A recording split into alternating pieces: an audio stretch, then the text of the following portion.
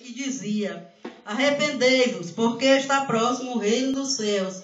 Porque este é o referido por intermédio do profeta Isaías. Voz do que clama no deserto, preparai o caminho do Senhor, endireitai as suas veredas. Usava João veste de pelos de camelo e um cinto de couro, e sua alimentação era gafanhoto e mel silvestre. Então saíam até com ele Jerusalém, toda a Judéia e toda a circunvizinhança do Jordão. E eram por ele batizados no rio Jordão, confessando seus pecados.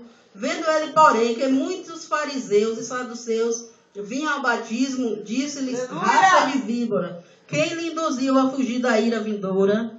Produzi, pois, frutos dignos de arrependimento, e não comeceis a dizer entre vós mesmo: temos por pai a Abraão, porque eu vos afirmo que destas pedras Deus pode suscitar filhos a Abraão. Já está posto o machado à raiz das árvores. Toda árvore, pois, que não produz bom fruto, é cortada e lançada no fogo. Amém? Louvado seja Deus, né? Aqui já começa dizendo, né? Que toda árvore que não dá fruto, ela é cortada e lançada ao fogo. Né? Qual é os frutos que está se referindo aqui, né?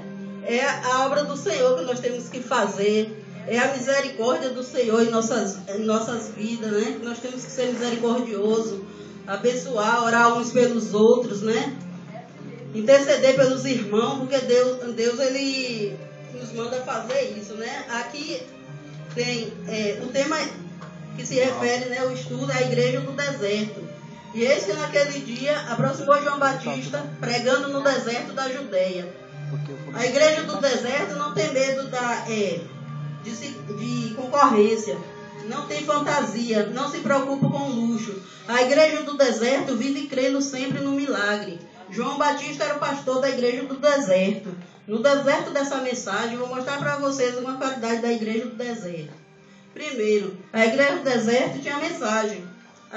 Apareceu João Batista pregando, né? A mensagem de João Batista não era uma mensagem falsa, não era uma mensagem para beneficiar a si próprio. A mensagem que João pregava tinha qualidade, né? Ô, glória! Ele pregava a verdade, pregava que Jesus estava voltando. Lá primeiro ele pregava arrependimento e dizia assim: arrependei-vos, porque é chegado o reino de Deus, no versículo 2. Ele pregava a vida de retidão diante de Deus, o caminho do Senhor, endireitar as suas veredas, diz assim no versículo 3, né? Então o que Deus está querendo nos dizer, que é chegado o reino de Deus, que nós devemos nos endireitar. Vamos sair do erro, vamos sair da fofoca, da mentira, porque Deus ele não se agrada desse tipo de coisa. Deus nos chamou para sermos cristãos, para fazer o ID do Senhor. Né? Muitas vezes na igreja o povo vem, mas não vem buscar Deus, vem buscar as bênçãos, mas esquece do abençoador. João Batista naqueles dias, ele estava pregando arrependimento. Arrependei-vos, porque é chegado o reino de Deus. Então que nós venhamos a se arrepender a cada dia, que nós venhamos a dobrar nosso joelho e orar pelos nossos irmãos. E muitos estão descendo a sepultura, muitos estão aí na prostituição, estão nas drogas, mas e o crente, o que é que faz? Não estão nem aí, só porque as bênçãos. Não liga se tem ali um mendigo. Ontem eu estava lá na vigília, né? Aí foi apresentada uma peça, a coisa mais linda, porque quem se ligou viu o que Deus queria falar com a igreja. E viu que Deus está mostrando realmente como é que está as igrejas hoje. O pessoal não está mais importando com o seu próximo, né? Muitos pastores, eles não estão preocupados com os seus rebanhos, né? Estão ali dispostos atrás do... Né? Não dão pouca atenção, né? Hoje em dia ele só dar valor ao homem pelo que tem e não pelo que é. E não é desse Meu jeito. Deus! Deus nos chamou para ser assim. Deus nos chamou para cuidar de um rebanho, né? Então que nós venhamos a fazer a diferença. Aqui no 3, a mensagem de que João pregava, ele estava a mensagem que João pregava criava um povo desejoso de abandonar o pecado, né? E era por eles batizado no Jordão, confessando seus pecados, diz assim no versículo 6. No versículo 6, né? Confissão de pecado garante a restauração da vida espiritual, né? Tá ali em Lucas, depois se os irmãos quiserem confere, Lucas 15, 18, 1 João 9, Provérbios 28, 13, Salmo 103, Isaías 57, 7, né?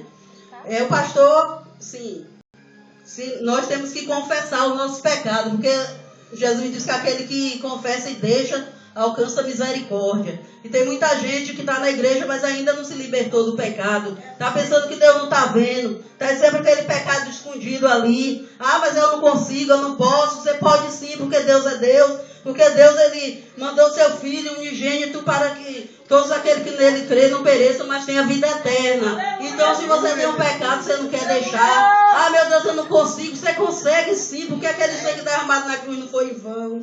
Aquele sangue derramado na cruz era para que você fosse liberto dos seus pecados.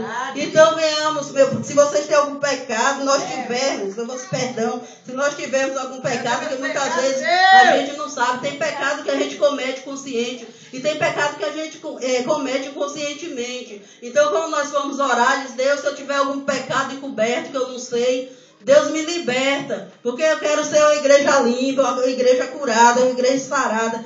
E principalmente quem está na frente da obra, né? Tem que ter santidade. Porque como é que a gente vai passar para os que estão lá, né? A santidade. Como é que a gente vai poder estar pregando uma coisa que a gente não vive, né? Então nós vamos estar na hipocrisia. E Deus, Ele não se agrada. Deus olha lá de cima e rejeita. Amém, amados? Louvado seja Deus. E a igreja dê glória. Glória a Deus. Louvado seja Deus. Glorifica nosso Deus. Porque só Ele é digno de toda a honra, toda a glória, toda exaltação e louvor.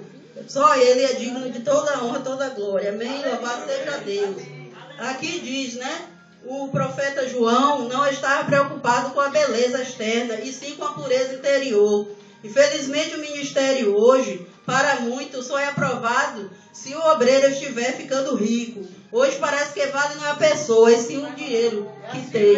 Né? Como eu acabei de falar, que eles não estão preocupados com a igreja. Hoje, aqui em casa, eu não vou relatar nome, mas chegou uma pessoa, né, para conversar, chegou atrás do pastor. O pastor estava descansando, porque nós viemos de uma vigília. Mas eu levantei às 10 horas, aí ela veio de manhã, à tarde ela veio de novo, chegou, estava muito desanimada, estava assim, desesperada, querendo deixar Jesus, dizendo que a vida dela já era uma luta, mas e depois que ela começou a vir para a casa do Senhor, começou a adorar o Senhor, as lutas se dobraram. Aí eu falei com ela, minha amada, não desista, porque o inimigo, ele é assim mesmo. Quando ele vê que a pessoa está com interesse de coração, quando ele vê que a pessoa está com sinceridade com Deus, aí ele investe, né? Ele usa filho, ele usa marido, ele usa vizinho, ele usa quem tiver de usar, para poder a pessoa se esfriar, para a pessoa desistir. Mas eu falei para essa pessoa, eu tenho, assim, comecei a gostar mesmo, assim, uma pessoa que eu abraço mesmo, assim. Eu falei, não, minha amada, não desista, não. Não desista, porque aquele sangue de Jesus lá derramado na cruz não foi em vão, não. Aquele sangue derramado não foi pelo pastor, não foi aqui pela pastora, não. Foi por nós e foi por vocês também. Foi pelo mendigo, foi pelo traficante, foi pelo bandido, foi por todos nós, porque ele não faz acepção de pessoa. Então eu falei com ela, não desista. Jesus hoje ele está triste, está olhando para você. Deus ele está triste porque ele te ama. Não desista desse Deus, amada. Não desista, porque o que a gente puder fazer para te ajudar, a gente vai fazer. Se for em oração, quer conversar, quer uma palavra amiga, quer uma palavra, venha. Se precisar, a gente vai no lar, a gente faz a oração, mas não desista não, porque é isso que o inimigo quer. O inimigo quer tragar, o inimigo ele veio para matar, roubar e destruir. Mas Deus ele veio para dar vida e vida com abundância. Aleluia, louvado seja Deus, né? Aí, né, quem vê a gente aqui, tem muitas pessoas que só nos vê, mas não sabem um pouco da nossa história, porque nós estamos aqui hoje. Mas Deus ele fez um grande reboliço em nossas vidas para poder a gente estar aqui hoje, né?